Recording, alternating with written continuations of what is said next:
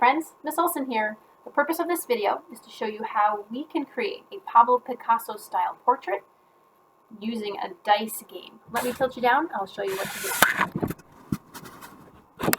I think you can see that just well. Looks good. Okay, so I have your worksheet that you can print out. That's located on your Google Classroom. I have a white piece of paper. I'm also going to be using a dice. So I can use this big one, it's a wooden one. You might have one that looks more like that, that's fine too. I'm going to use this one. You're also going to need markers or crayons or color pencils today. I'm going to be using a pencil to start with so that we can practice good craftsmanship today. So I have a pencil. Now what we do is we are going to roll the dice and we're going to have to try our best to copy the shape of the head first. Remember, Pablo Picasso used really interesting shapes to make all the features of his face. So here we go. Roll number 1. It's a 5. So our 5 tells us that our shape needs to look like this. So try your best. I'm going to use a pencil first. When I'm all done with my shapes, I'm then going to outline in Sharpie. It doesn't have to be perfect. Something similar, right? Okay, here we go. Roll number 2 is an eye. Now we're going to have to roll the dice twice to get 2 eyes. So let's go ahead. Roll the dice. We have a 1. All right, and number 1 shows me that our eye looks like this. Now, best I can, I'm going to place it somewhere on my shape. Now remember, Pablo Picasso used different sizes for his eye shapes. They weren't all the same size. Try your best to see if you can copy that shape. Similar right here. Good, and we've got some of these lovely eyelashes. I'm going to make mine break the plane of the face here, just like that. Looks pretty good. All right, now, remember, Pablo Picasso didn't have his eyes line up like normal eyes. Sometimes they were above or below. So let's see what next shape we get for our eye. Here we go. It's a 3, and that tells us the eye looks like this. Now I'm going to go ahead and put my eye up here a little bit, just to make it a little more interesting. Just like that. Let's see. We have a shape that looks like this. Ooh, that's a little crazy, Miss Olson. These portraits look so interesting. They don't look like a normal portrait, do they? They are bizarre and creative. That's what makes them really fun. Okay, 2 eyes. Let's move on to a nose. Ready? Here we go. Let's see what we get. It's a 3, and so a 3 nose. 3rd roll looks like that. All right, let's give it a go. It doesn't have to be in the middle. It can even be over here. Let's try that. How big is the nose that you're creating? You decide on the size. There's my nose. Okay. 4th roll is a mouth. Here we go. Let's see what we get. It's a 5 mouth. There we are. A 5 mouth looks like that. Looks kind of like a heart shape, doesn't it? Let's give it a go. Around and a point. And around. I made mine a little bit different than what I see, and that's okay. Your shapes do not have to be perfect. There's a mouth. In fact, I think it might be kind of fun to have this be even bigger and break that plane a little bit, so I'm going to do that. And then I can erase the part I don't want. Right? You want it to look like it overlaps. So the good thing about using a pencil first is you can change it if you want. And then we can go over it with a marker. Okay, that's pretty interesting. But we have some more details.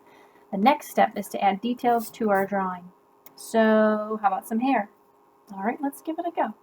I can add some interesting hair. What kind of hair do you want to add to your Picasso portrait? There's some interesting hair. Maybe yours is different. How about if we add a neck? Floating heads are kind of creepy. So let's give it a neck. You might have room for a little bit more, like a body. There's my shoulders. How about if we add some more details? Sometimes Pablo Picasso even divided his face into sections like that. That would be interesting. And let's see, maybe some cheeks. I'm going to make that one go over the line. I like that. How about if we add some more details like some freckles? You know, Miss Olsen loves freckles. All right. Oh, what about ears? My goodness, we forgot the ears. Let's give him some interesting ears. You can decide the ears that you would like for your Picasso portrait. They're my ears, 2 different ones. That's kind of interesting.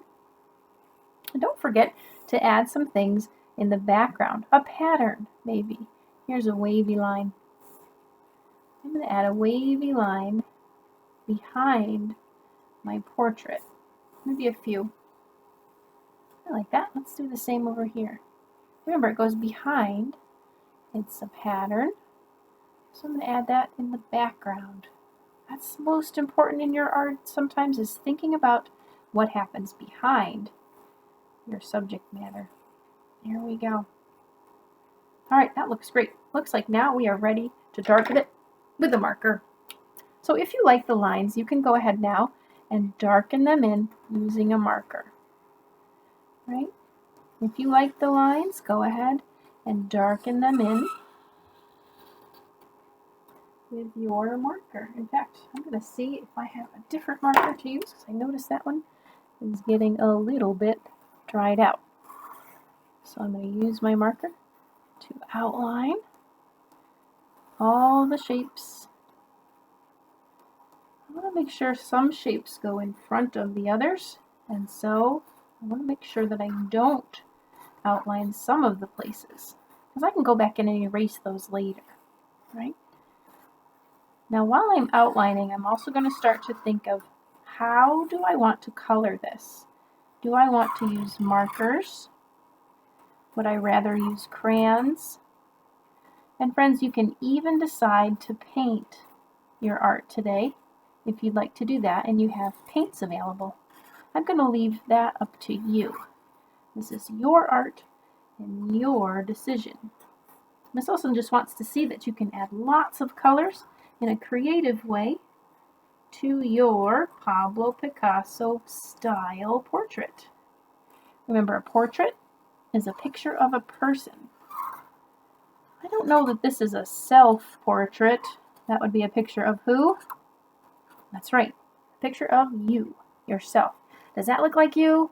I don't know, it might. It might look like Miss Olsen early in the morning before I've had my coffee. What does it look like to you? Did you make yours look like something? Somebody you know? Remember, friends, you can add things like glasses, you can add bows, you could add earphones, you could add, oh goodness, there's so many different things. You could add bows to your hair, ties. What if the person is wearing a bow tie? Lots of details makes our drawing interesting, right? We're using good craftsmanship right now, and we're outlining carefully all the pencil lines we want to keep.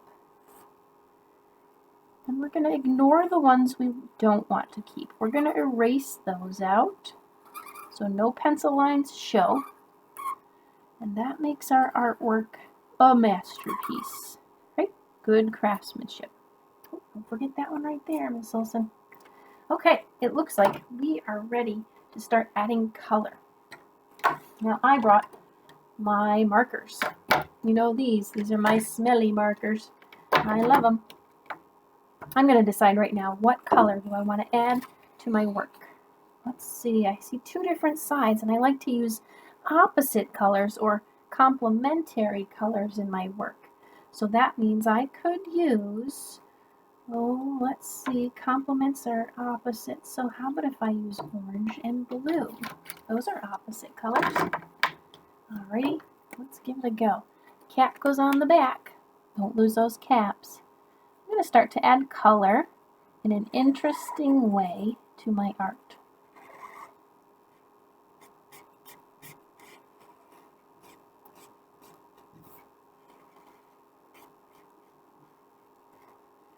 saving some of those details. Other colors. I'm going to save those freckle colors too. Adding in color to a big area works well with markers. I can fill in color pretty quickly using my markers. You see that? Alright, this also is going to let you get started with your portrait in the style of Pablo Picasso. He's a Cubist artist, and he made some very interesting portraits. I'm going to work on this, and then I'll show you what it looks like when I'm complete. And with that, I can't wait to see your Pablo Picasso portraits. Happy art making. Bye.